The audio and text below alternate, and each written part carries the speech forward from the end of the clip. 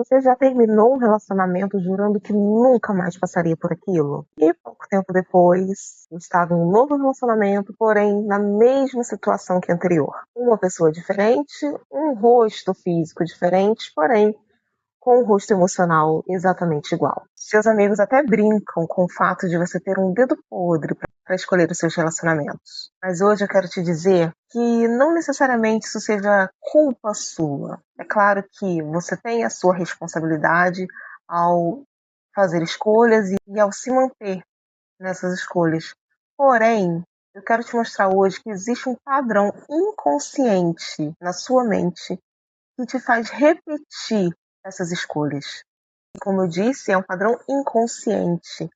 Então não basta apenas você perceber que está num relacionamento parecido com o desastroso relacionamento anterior, mas você precisa entender o que acontece no teu inconsciente, lá no profundo da tua mente, porque você está repetindo esse mesmo padrão. Bom, meu nome é Viviane, eu sou psicanalista, pós-graduada em neurociência e comportamento. E aqui nesse canal eu procuro sempre trazer conteúdo relevante para o nosso dia a dia, para as nossas emoções, para lidar com as nossas frustrações, sempre de uma maneira bem tranquila, leve, de uma maneira didática, que converse com o nosso diálogo do dia a dia, né? Ou seja, sem termos técnicos. Então eu vou trazer aqui alguns esclarecimentos. Freud chamava esse tipo de comportamento, sabe, o dedo podre, de repetição compulsiva, que basicamente é o seu inconsciente tentando reviver situações que ficaram em aberto lá no passado. É como se ele quisesse reviver aquela situação em aberto para tentar de alguma forma resolver o problema, entende? Freud percebeu que seus pacientes repetiam na vida adulta aquelas situações que viveram na infância, mesmo aquelas situações mais dolorosas. E aí existe um parêntese importante aqui, que a gente não pode confundir a forma como a nossa personalidade é construída com, por exemplo, algumas pessoas acreditam que o nosso inconsciente, ele aprende com a dor. Na verdade, não é isso. A verdade é que ele repete o que é familiar, o que é conhecido. Então, aquilo que foi aprendido na infância, né, as suas experiências da infância, mesmo elas sendo dolorosas, difíceis, elas na vida adulta elas se apresentam como um ambiente seguro, porque na verdade o seu cérebro ele está entendendo que aquilo que é doloroso hoje é algo que eu já estou acostumada, é algo que o meu corpo já se habituou. Então, isso aqui é um cenário seguro, porque eu não sei o que existe fora desse cenário. Eu não vou buscar uma coisa diferente, porque eu já estou habituada com isso daqui, entende? Então, não basta só eu falar para você, você precisa escolher melhor, você precisa raciocinar sobre as suas escolhas e tudo. Porque enquanto o seu consciente, né, a área consciente do teu cérebro não for bem trabalhada, o teu inconsciente vai continuar trabalhando por você. Na prática, você não se relaciona apenas com a pessoa que está à sua frente. Você reencena a relação que te marcou primeiro.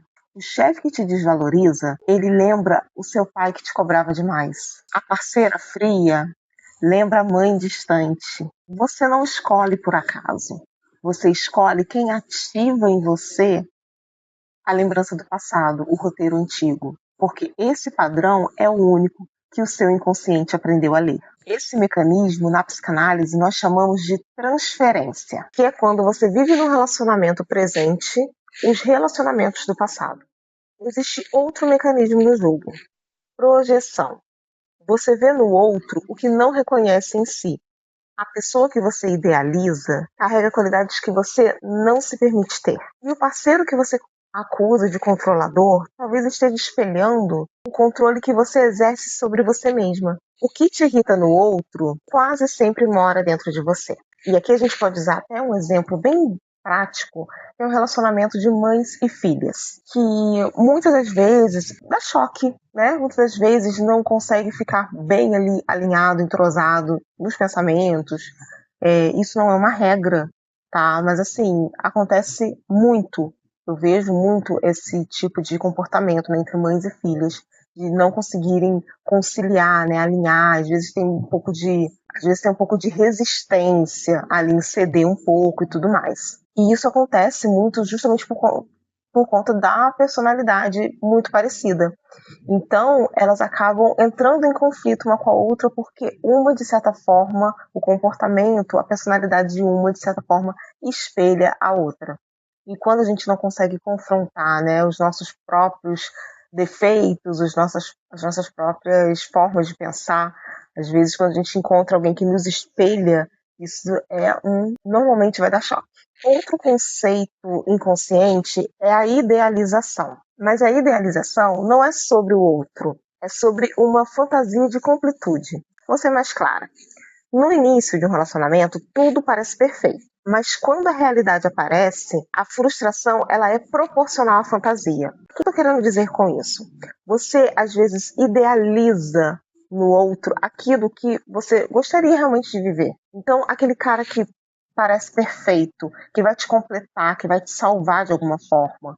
E aí, quando você começa a conviver no dia a dia, com o passar dos dias, começa a ver de fato como é a personalidade daquela pessoa, você percebe que ela não é exatamente o que você pensou. Tem até um trecho de uma música, eu não conheço muito bem essa música, mas ela é muito famosa, tenho certeza que você talvez já tenha ouvido. Que ela fala assim: me apaixonei pelo que imaginei de você. Eu acho que é isso, pelo que imaginei, ou pelo que idealizei, pelo que sonhei, alguma coisa assim. Mas o que ela está dizendo nessa frase? Que eu não me apaixonei pela pessoa, mas sim pelo que eu imaginei que ela seria, pelo que eu imaginei, pela forma como eu projetei que ela se comportaria em relação a mim, ou em relação ao relacionamento de forma geral. Então, quando você olha para esse cenário, você pensa, quando você percebe, né, que essa pessoa ela não corresponde completamente às suas expectativas, e aí você acaba se frustrando com a pessoa. Mas na verdade não é com a pessoa que você está frustrada, mas com a fantasia que você criou daquela pessoa. E aí o ciclo se fecha, que é idealizar, frustrar, abandonar e idealizar novamente. É como eu disse, né? Você não se apaixona pela pessoa, mas pela promessa. Muita gente não fica numa relação por amor, fica pelo pavor do vazio. Terminar parece pior do que continuar suportando. O medo do abandono te faz tolerar o intolerável. É o que eu estava falando aqui no início. Você já está habituada com aquele ambiente, com aquela situação. Então, sair daqui para buscar algo novo, algo diferente, algo que você não conhece, né, algo que não é familiar para o seu inconsciente, acaba se tornando perigoso. Então você acaba ficando com medo de mudar o padrão, né, de mudar ali o ambiente e se mantém naquele ambiente que muitas vezes é tóxico, é frustrante, é abusivo. Então você acaba confundindo presença com cuidado. E aqui eu quero te convidar a se fazer uma pergunta. Se você não tivesse medo do vazio, do abandono, de ficar sozinha, você ainda escolheria estar aí? Vale a reflexão. Deixa aqui nos comentários se você quiser compartilhar. Esse vídeo também não é sobre término, mas é sobre identificar o padrão e também identificar a sua forma de ver os relacionamentos. Porque, como eu disse, quando você idealiza algo, você está, na verdade, vivendo uma fantasia.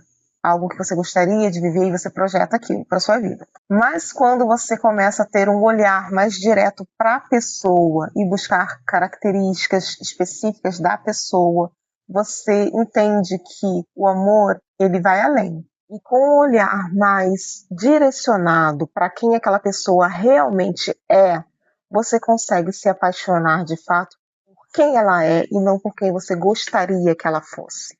Vale a reflexão, viu?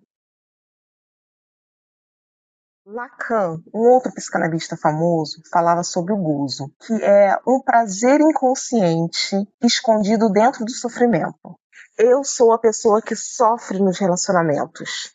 Isso deixa de ser uma frase comum e passa a ser identidade. Você não sofre por acaso. Existe uma parte de você que se reconhece nessa dor, porque ela confirma quem você acha que é. Dói, mas é conhecido. E o conhecido, por mais doloroso que seja, te dá a sensação de existência, de pertencimento. Quebrar o padrão não é pensar positivo, é reconhecer o roteiro em voz alta. é sustentar a ansiedade de escolher diferente do que o inconsciente manda. Ou seja, é desconfortável, é doloroso. Mudar o padrão é doloroso, né? Vai te trazer um certo nível de ansiedade, de medo, de preocupação, mas quando você consegue sustentar isso, enfrentar e lutar lá na frente, você consegue um resultado diferente do que você vem conquistando até aqui.